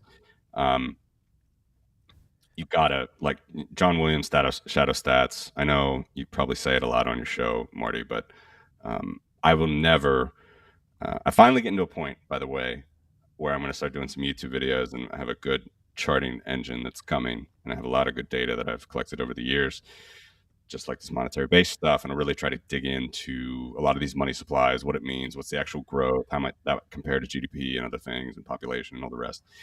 But I say all that just to point out that I will never, ever in a billion years have a CPI index in one of these charts. Never. And I just don't think it's worth the time of anybody to try to decipher it either. I mean, if you're going to read something from the Fed, it's going to be gobbledygook that's absolutely going to support their position. And if you even try to see, like, I remember talking about one of these times, how just hilarious how there was like a Bloomberg article that tried to decipher the two different types of inflation, like had tried to tie them together, because there's like one that's from the BLS and one from the Fed. They're quoted differently, they're defined differently, and of course, any sort of be proper on our terms here, right? So the Austrian traditional definition is an increase in the stock of money. That's what I track with monetary base. That's traditional inflation. This stuff, which really they've been really going hard since like the 90s. That's when they started doing the price inflation targets and stuff. This stuff is just made up. I mean, it's literally, you know, filet mignons and, you know, Cornish hens in your hedonic of your meat one quarter, and then it's, you know, ground chuck the next. I mean, they're just changing the hedonics, the underlying variables of these systems, and it's just a simple index. Like no one, it's free real estate. No one can check these things. No one has any. It's not open source. No one has any idea what these things mean. And John Williams himself has said, and he continues to say, that it's double. It's at least double the real inflation, the real price inflation rate of goods has to be at least double. But I would even take it a step further and just not say, don't waste your time with this stuff, because it's much more informative to look at real asset growth. Look at the price of gold. Look at the stock of gold. Look at the stock of the monetary base. If you want to look at GDP, that's another one that's like very iffy. Fine, look at GDP, but don't go much further than that. Like look at stock prices, actual stock prices that you can verify with an index on an exchange that's traded, and we know it's traded. Okay, those can change in definition for sure, but it's a free market that like is a relatively free market, right? So those sending relatively strong price signals. Yes. Look at the Bitcoin price. Look at the stock of Bitcoins. Those are the things that really always interest me, and I just think it's noise, man. I mean, how many times have, like, you and I talked about this, or you and I'm sure plenty of guests, and they don't, it's not the right definition, right? I mean, we've lost that battle, unfortunately. Like I always try to say money inflation versus price inflation. I try to be specific. I forget, you know, plenty of times, but it's just not the right definition. But I think we've lost that battle. Inflation is typically defined as the central bank defines it, which is a general increase in the price level. But the problem is you just can't define that. You cannot define that. And if they define it, they're going to define it to their whim, not to yours. Yeah. Who was the Austrian? Was it Mises who said inflation is always and everywhere a monetary phenomena? That was Friedman. Yeah. So what he meant was price inflation is always and everywhere a monetary growth inflation phenomenon, which is what I like to follow and what I'm trying to calculate in that monetary base. Those numbers that I was telling you about, that 13% per year compounded figure, that's monetary inflation. That's monetary inflation that always and everywhere will cause price inflation. Yeah. I don't want to be that guy, but I want to bring it up. Like, if obviously we have attempts at quantitative tightening right now and a lowering of the monetary base, the nature of credit markets specifically is going to curb the Federal Reserve and other central banks around the world's ability to do that for a prolonged period of time, considering the supply chain problems that exist throughout the world, creating very, very dire supply side problems for people to get essential resources, and the fact that these central banks are going to have to revert course and begin expanding the monetary base even more, because as you've described, it's their only way out. Does the word hyperinflation begin to seep into your mind? Impossible to predict. Yes. That's why I said I don't want to be that guy, but there's a social aspect to it too. So if you think of Bullard, Jerome Powell, the Federal Reserve Board here, Christine Lagarde over in Europe, and it's like there's cracks in the social aspect of central banking that are beginning to show. That town hall meeting in the Netherlands, which Christine Lagarde was nervously laughing and just hand waving the ECB's future movements to unwind that balance sheet away. And then we have Jerome Powell here saying that he's dead set on curbing price inflation here in the United States via interest rate policy. And it's going to become glaringly obvious, I think, at some point later this year that even though they attempted to curb that price inflation with aggressive interest rate hikes relative to what the Fed has done in recent decades, that's going to prove to be ineffective to curb the runaway prices in food and energy specifically. And at that point, does the public go, oh shit, these people don't have any control over this? And then does the social aspect of hyperinflation begin to creep into the situation where people begin to panic and part ways with their dollars and euros as quickly as possible to get the assets they need to survive? Yep.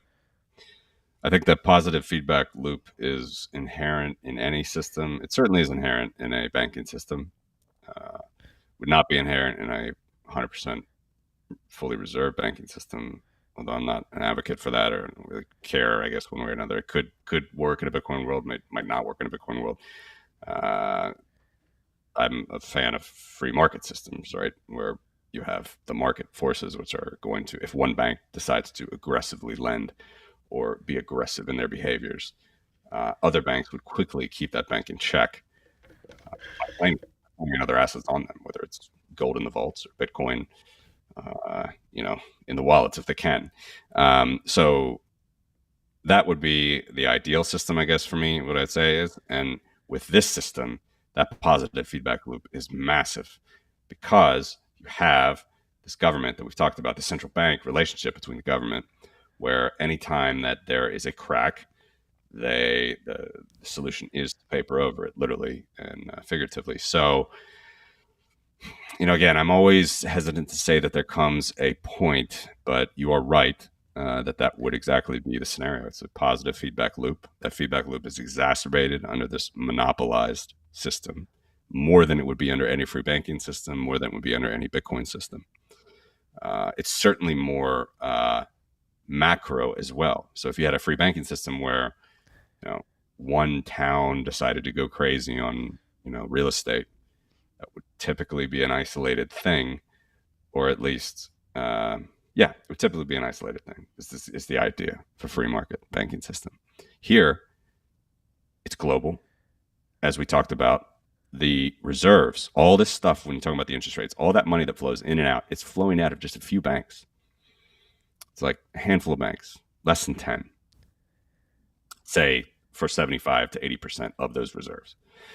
So it's extremely centralized. It's extremely top down. And those are all recipes for monetary disaster if that positive feedback loop begins. It's just, again, look at the numbers, look at the trends, look at the trajectory. Those things, I know you're not a doom and gloomer here, and I'm not either. Like, we are optimistic about Bitcoin here, and I do think Bitcoin is going to play a role, which we can get to. But it is very dangerous. What I will say as well, what I wanted to say about this point is, for all the problems Europe has with wars and all the rest, the Germans in particular, they know the dangers of hyperinflation. Like, they really know it, like, to their core. And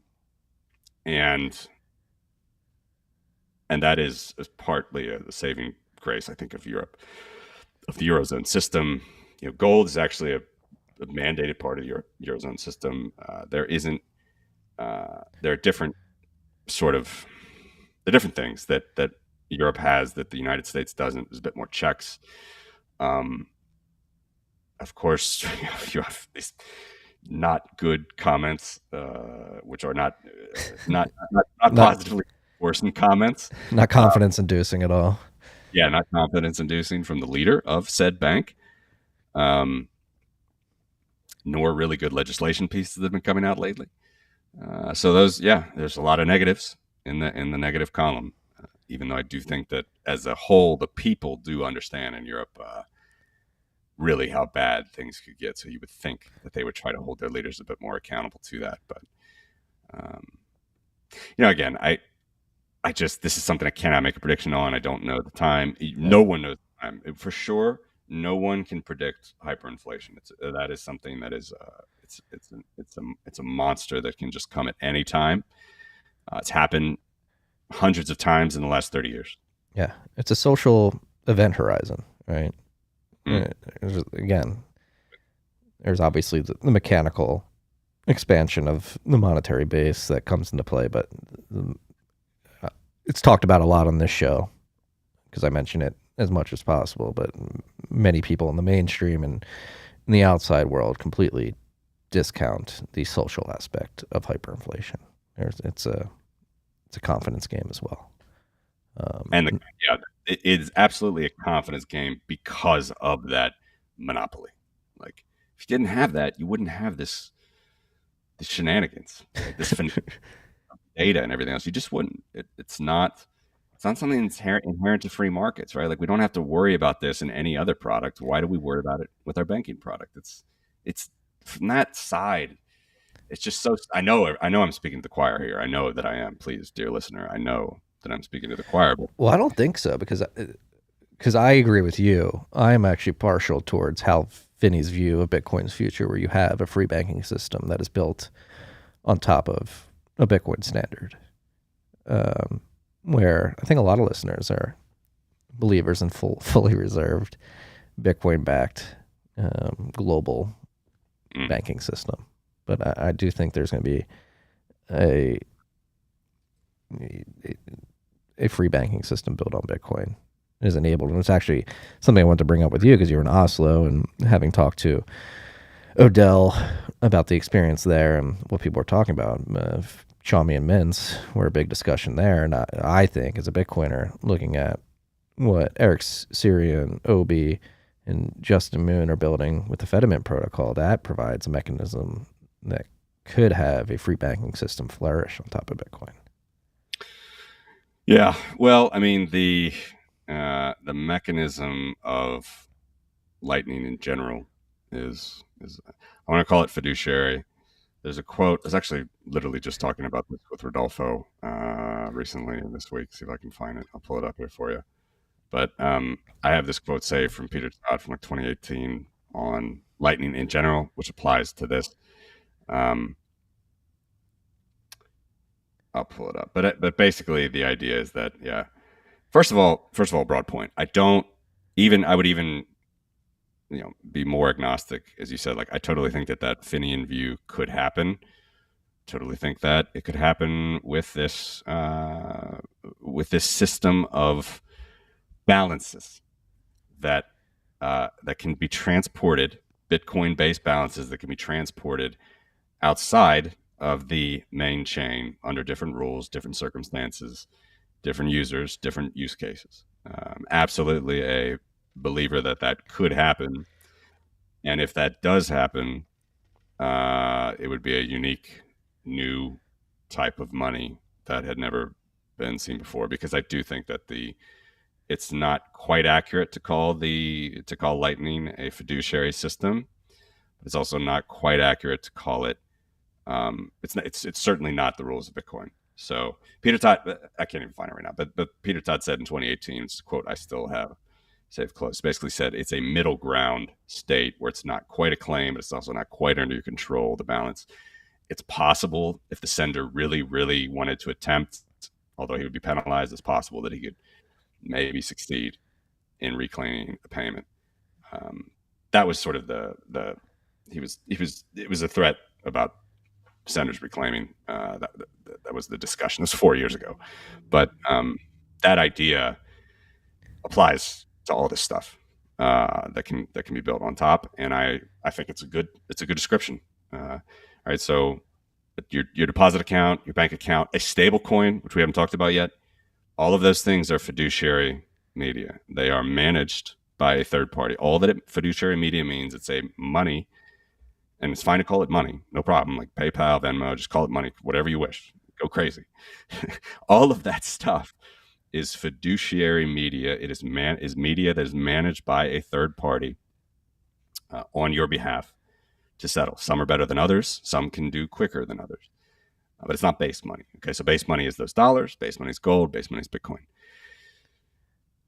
This system is very interesting. I think that could happen. All of these systems on Lightning, and it's not. I would not go so far yet to say that it's a fiduciary media, but it's something. It's probably something different. It's probably something new and unique, and it's a payment that would not have existed before. And if you really wanted to get back to base money, if you're worried for some reason, first of all, you don't need to have many funds on there at all. And if you wanted to get back to base money Bitcoin, it would take a matter of seconds to minutes to do so, which is unlike anything that you can have in the current financial system. So is this a good is this a good change in your mind? Sorry? Is this a good change in your mind? Or good evolution? Absolutely. Yeah, no. I mean, so again, to be fully agnostic, which I really am as far as how a free market banking system could go, I'm not an advocate for having a free market system that's definitely like fractional reserve, and you have people that argue about this stuff. Like, you might have a free market system, you might have a narrow banking system, you might have a fractional reserve system, you might have a fully reserved system.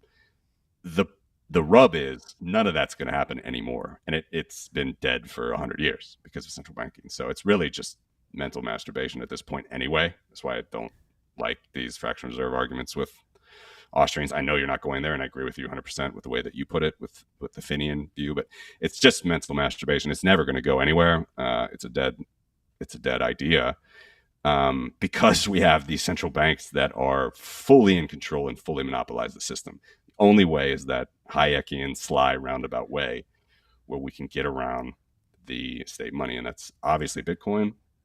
The next step, do we go back to like this fully anarchic free market system? I don't know. What do you think? I don't think anytime soon. So it's built on top of Bitcoin. It's something in parallel that probably is more free market. Might use that word black market, but it's a system that's in parallel for a while. Yeah, I mean, I think the mechanism is certainly there to produce that anarchic system you just described. Yeah, it does. Do the social tendencies of the market lead us there? That's the question. Do people want that? Who knows? The beauty is, like, we're having these tools built that will allow people to go explore those options if they so wish. And I think it's like the Ukraine discussion. I mean, it's like, this is deep. We're talking about deep security, deep levels of freedom, gatekeepers. It was a Gary North quote I loved a while back. Gary North, rest in peace, who just hated Bitcoin. He thought it was a total Ponzi scheme. Just old school economist, libertarian. I don't know if listeners might have read him. Interesting writing, but he said in one of his speeches, which is not a unique really thing to him, but you're talking about academia and Ivy League and banking and all this stuff. It's just like all the gatekeepers are still here, but the walls are they're down. So the gatekeepers are going to hang around, but you can literally walk around them. Yeah. Into the castle, into home, or into wherever you want to go. I mean, the walls are down. So that's really cool. It's absolutely not going to change. Doesn't matter. Like Loomis regulations, legislation doesn't matter to me. I don't think about it. I don't worry about it. I think this is something we really need to, if obviously Bitcoiners like to talk, we're in a meme war, narrative is very important, but I think in terms of educating individuals outside the Bitcoin bubble and who are earnestly trying to explore Bitcoin as a solution, is to highlight what you just did, is that the walls are down. And again, like I was expounding on this libertarian focused podcast a couple of weeks ago, like, we don't need to play within this mechanism anymore, this administrative state. Like, the walls are down, we can go walk around them and do it over here. It's just, again, getting a lot of social talk on this podcast, like just getting it through people's thick skulls that you have the ability to take this particular action and focus your attention and your work and your life force here, as opposed to trying to fight an upstream battle with an impossible battle that you're never going to win with the administrative state.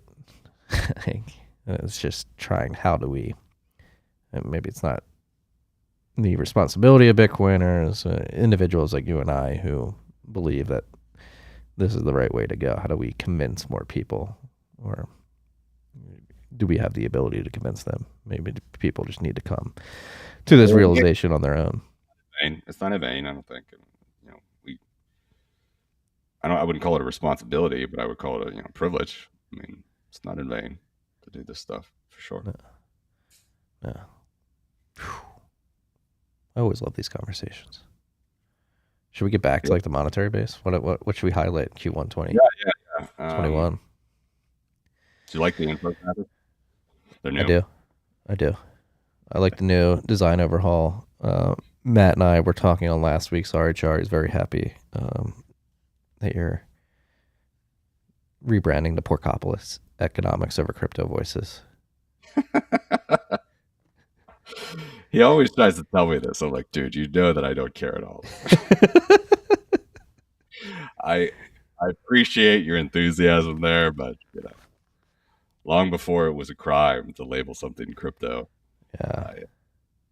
I just didn't. Still don't care. But it's still there. The podcast is still called Crypto Voices, and it's a sister brand still there. Much to, I guess. So, like I mentioned earlier in the conversation, Q4 2021 to Q1 2022, Bitcoin fell from the 7th spot in the world monetary base standings to the 9th spot. Can we look at 18? 18. Yes, sir. I hope that it's a very divergent chart there. What's going on here? Yeah, so this was it's a bar chart. Too much for this for this forum. But let me just describe it. I would encourage listeners to check it out. But this is I think it's called a tornado chart. So on the left you have GDP per capita of all of these countries, and it's not all countries, right? So you have the Eurozone as one block. You could think of the United Kingdom, I guess, as one block. There's many countries in that, but it's the currency blocks, right, on the left and the right. GDP on the left and the black, GDP per capita, and on the right is monetary base per capita. And as number one, as we talked about there, is Norway. So the monetary base is minuscule. Like, I don't know if you can see barely it there, see it. Yeah, it's $1,500. I'm just going to say dollars. No, understand when I say that it's not dollars. It's Norwegian kroner. It's Danish kroner. All the rest. So $1,600 equivalent per person in Norway. Okay, and again, that's cash. That's Norwegian kroner per person. All right, but they have that $1.3 trillion sovereign wealth pension fund sitting on their balance sheet as well. So they don't. There's many reasons why they can go for this sort of cashless society, and they can try to do this virtue signaling and all the rest, the ESG and all the rest. It's this is the Scandic way, right? I highly doubt that they would do that if they didn't have this ridiculous pension fund that has. If you look at any other bar there to the right, this would be dwarfed. Okay, Switzerland is number 2, by the way. It's 94,000 per person, but obviously Swiss franc's a huge currency. It's traded everywhere. It's traded in China. I mean, Swiss franc's a huge currency, so obviously the Swiss francs are not all in Switzerland. Neither are the dollars, but still, it's a way to look at it. $94,000 per person in Switzerland. Norway has $1,600. But if you look at that pension fund again, it's $220,000 per person in Norway. It's just insane. It's remarkable that they've done that. All the rest, but you got to think about these things when you start thinking about like what a CBDC is gonna look like in all of these countries. I mean, there's no good asset that those central banks can try to manage and work, hold something together. Norway is just very, very unique. All they're going to do is, as we've talked about ad nauseum here, is they're going to buy government bonds, make the government look better than it would otherwise look if the central bank wasn't there, and put money into the system and take the bonds out of the system, therefore increasing the price, lowering the rate, lowering the yield, lowering the interest rate. So Norway is a very unique beast, very interesting beast there, very small base money per capita compared to like the wealth of its people, the size of its economy, which is the largest economy per capita in the world. So I should say, I don't know if there's there's European Union one, and I'm going EU wide there, or Eurozone wide. So anyway, sorry, another tangent. So you have that there. You have the USA is about $18,000 per person is the monetary base. $18,000. Just think about that. That's not $18,000 in your bank account. That's $18,000 like cash, absolute cash money. Of course, the U.S. dollar is global currency, the world's quote reserve currency. Other central banks like to hold dollars, all the rest. So it's many, many dollars that are outside of the United States, but that's a lot of money. That's a lot of money per person that is printed, and A country of 330 million people. Yeah, I will leave it up to the listener to think if that money is like, if that's indicative of how the average person feels. If that, if they feel that like they have the resources to merit, that much money. Well, I mean, I'm sure you've heard the stat that gets thrown around often. Your average American, I believe 60%, probably more now, I would imagine today, compared to when the stat was popular a few years ago. 60% of your American citizens couldn't afford a $400 emergency expense without going into debt. No savings, yep.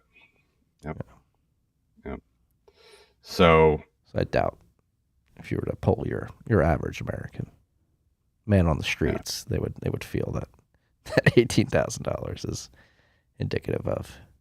Yeah, it's massive. It's massive. I mean, why would you have this money other than to be sitting as base money somewhere close to your control? I mean, like that's what money should be, right? Just think about that. $18,000, and yes, I understand the number's probably lower because It's an international. Huge portion of those dollars, $100 bills, are more outside the U.S. than inside the U.S. I understand that, but nonetheless, I mean, that's just.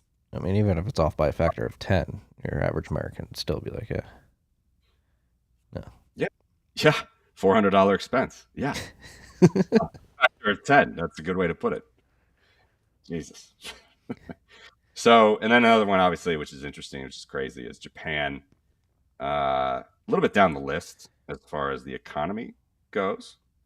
I didn't put that number in the description there, but it's, I don't know, 10. Actually, the economy is huge, gross, right? It's like the third biggest economy in the world. If you count Eurozone as one block, it's the third biggest economy, I believe, and third or fourth. But per capita, way down. All right, so this is interesting because Japan has famously been printing money for 30 years to get themselves out of the Nikkei bust.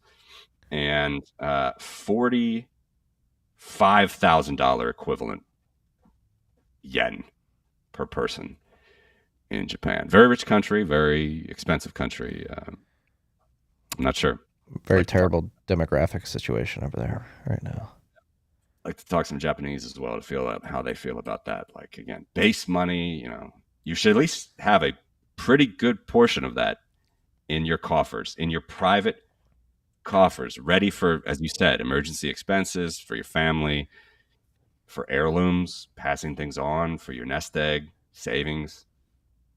It's a hell of a lot of money. And all that money is in Japan, by the way. Yen is not, like, unless you speak Japanese, you're not doing business in Japan, right? So it's $45,000 worth of yen that they have per capita. It's a massive balance sheet, as you've asked me about before. Sometimes it's been number one in these quarterly updates. So they're printing money. They've done it for 30 years. They continue. Again, why would we expect anything to be different as time goes on? So I think it's an interesting one.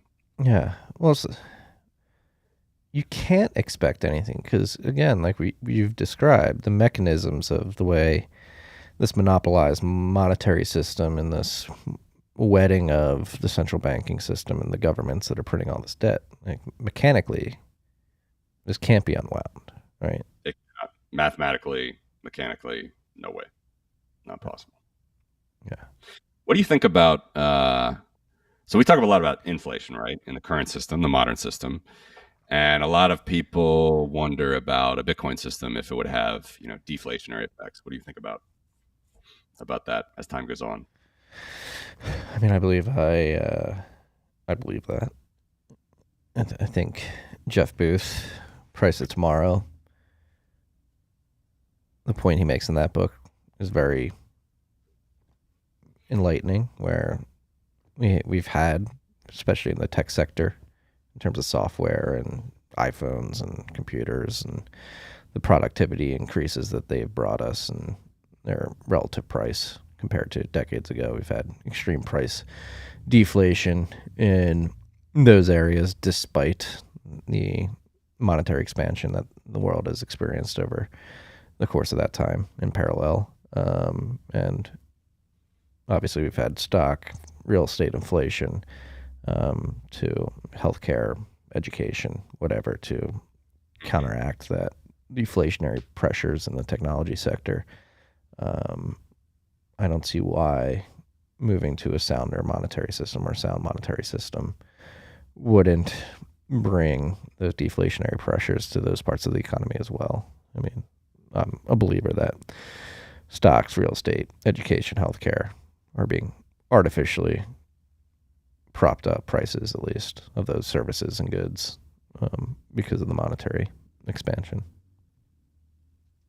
Could be simple understanding. Maybe there's more nuance that I'm not seeing, but just No, agreed. I think it's absolutely going to be the case. I mean, it was the case in the classical gold standard. Prices gently fell, over a few hundred years. In the U.S., like worldwide classical gold standard, but in the U.S.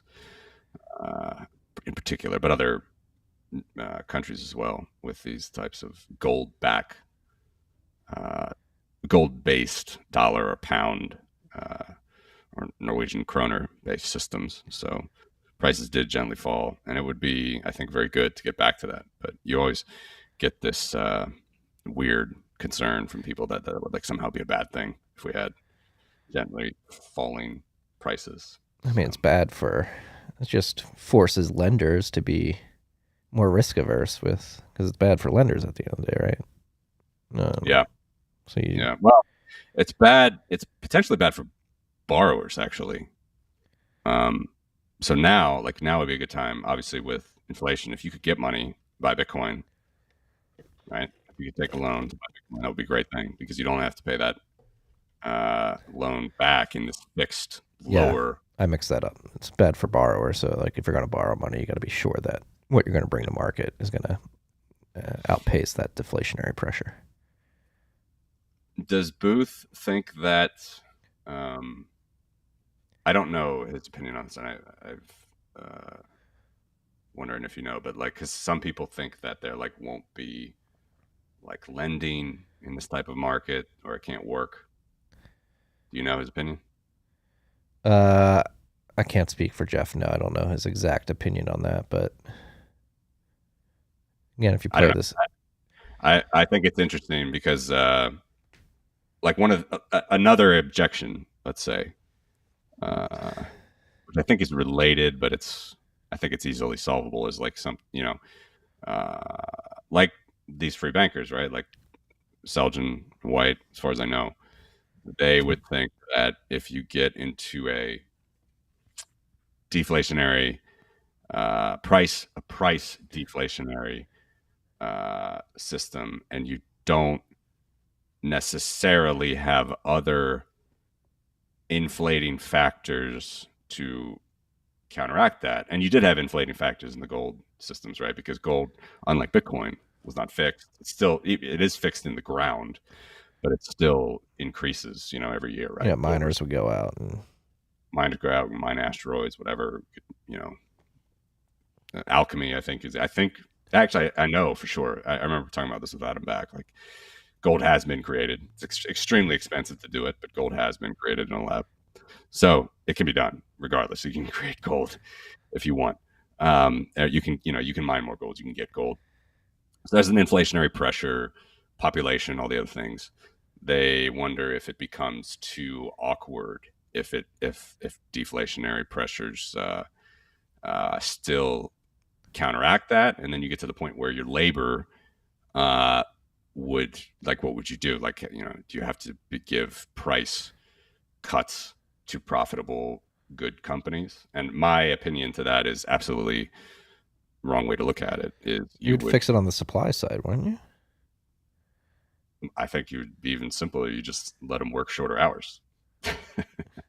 Like like today, it's okay. Work the same or harder, and we give you a wage increase in a currency that's inflating. In the other scenario, it's like we're all being more productive and better. Go I'll enjoy your pay. life. I'll pay you the same. Work less. I Yeah. think that's the simple answer to that. But I haven't heard if anybody's actually addressed it that way. But I definitely think that that's the goal, right? It's like we want Yeah. machine, not in a dystopian AI way, but we want machines. We want technology to help us. It's obvious that that's happening in the current tech world, even amidst this monetary inflationary pressure and price inflationary pressure.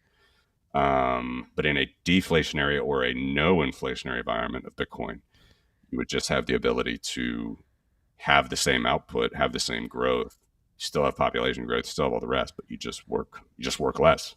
Work So less. Hey, people reading more books, toiling in the land. Sounds like a great. Sounds like a great future.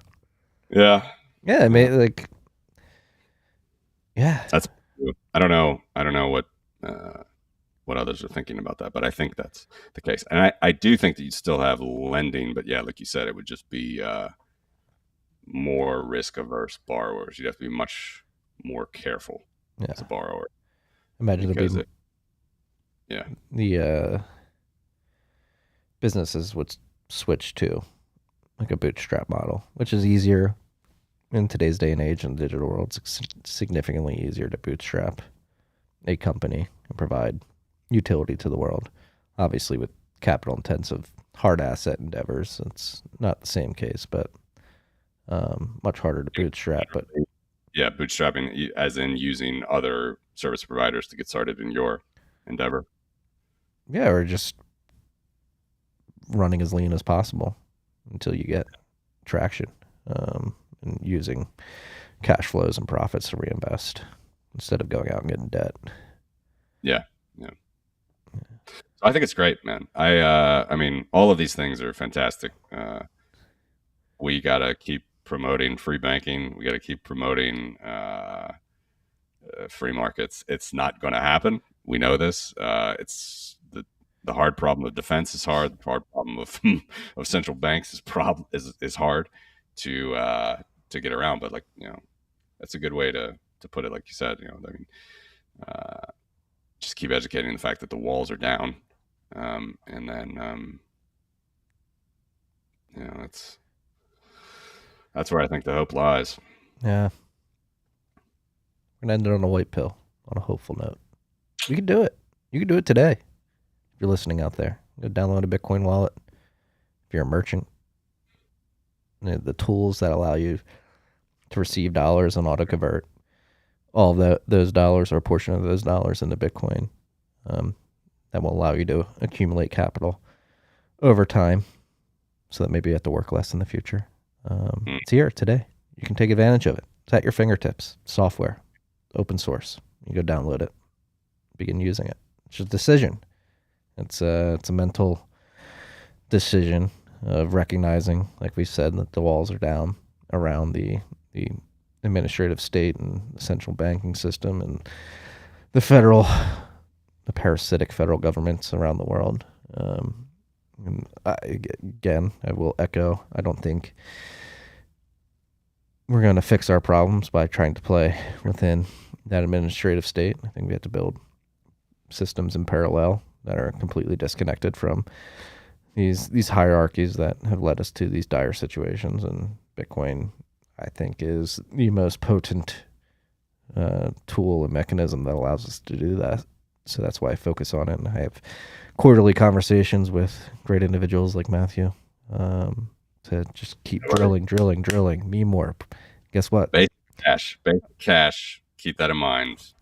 Hey, Everybody else liability. or anybody listening out there, this is a propaganda channel. I'm propagandizing sound money and built on a free and open source software. I will be open with that. I'm driving propaganda.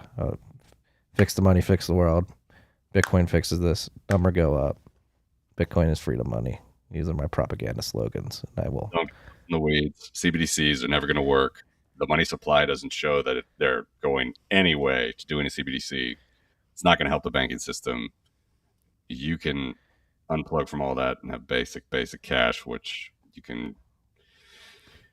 What was it? The Iroquois that was going 11 generations. How far were they going? Seven generation thinking.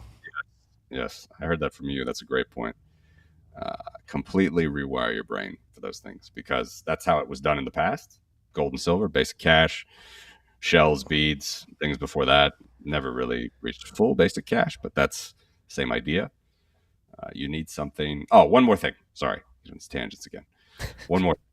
You need it. You need it for two reasons. One is that heirloom. Nick Szabo wrote about that a lot in Shelling Out. One is the heirloom. One is passing it on. That's why you need basic cash. You can do that with fine art. You can do that with property. But you got to get a fiduciary involved with property, right? You got to get the legal system stuff.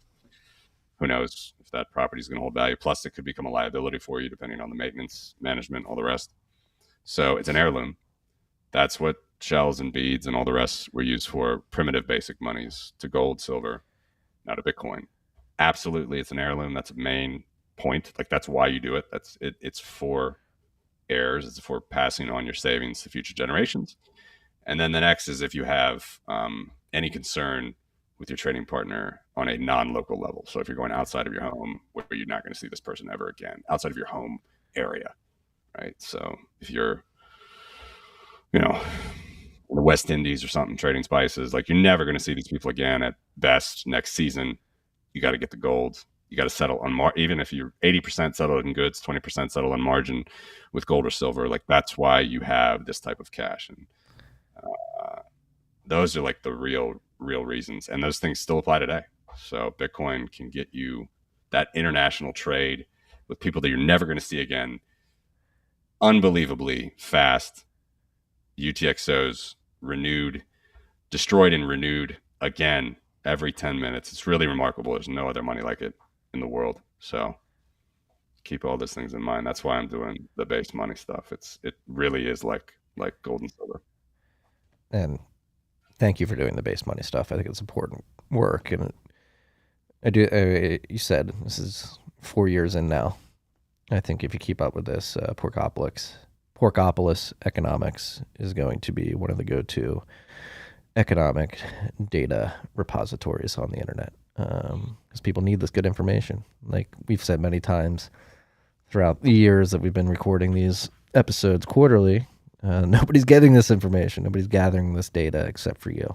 And I think the quality of the data is such that more and more individuals will realize that it is quality data, and more eyes are going to be driven to it, and it will be used to drive home the argument that Bitcoin is better money and the central banking fiat monetary system that dominates the world today is failing and is making the world materially worse off.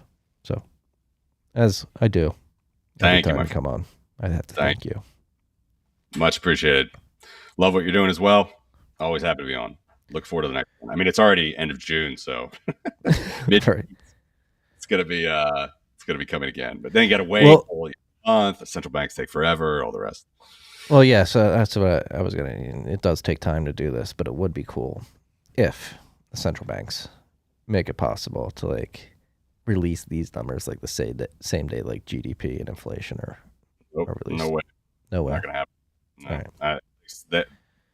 Korea still hasn't given me March yet, so they're all different. And at the end of the day, you do want, like, I thought about doing it like kind of as a running thing. Like, okay, I could give you right now in June, I could give you like a lot of stuff from March. I could also give you US through May. Korea would only be through February. But the better way is just to wait that full month when, China doesn't come out for a month. The better way is just wait a month and then freeze it at most all of them end of March. Of course, the Bitcoin data I pull to the present. Like I pull to, whenever the block. Yeah. And gold and silver as well. It's easy to pull the price. Anyway, that's a little bit into the nitty gritty of the methodology there. We're at block 739,910 right now. If you want to get. I saw it a day ahead actually on it was May 4th for a while for the next halving. It was May 3rd now on the block clock I saw. Interesting, because we've had a downward difficulty adjustment. It looks like we should have one today, actually. It should be relatively flat. as well. I didn't obviously look into it or anything, but I'm surprised at that. Yeah. All right. Well, it is approaching evening, or probably is the evening now where you are. It is indeed. Thunderstorm rolling in, summer storm. Well, you go enjoy the evening with your family. I've enjoyed this conversation. All the best to you. Absolutely enjoyed it. All the best to you. You have a major life event coming. Matt, super happy for you. Massive, awesome. Enjoy it. Best to the wife. Best to the fam. Thank you, sir. I'm preparing for very little sleep over the next 6 weeks. I mean, I'm still adjusting with one, and woo, you got your work cut out for you. Yeah, it should be fun. Luckily, we have my wife's mother in town, so she's going to help out the first couple of weeks. So that's shout out to my mother-in-law. Thank you for coming to help. 100%. All right. We'll do this again next quarter. Peace and love, freaks.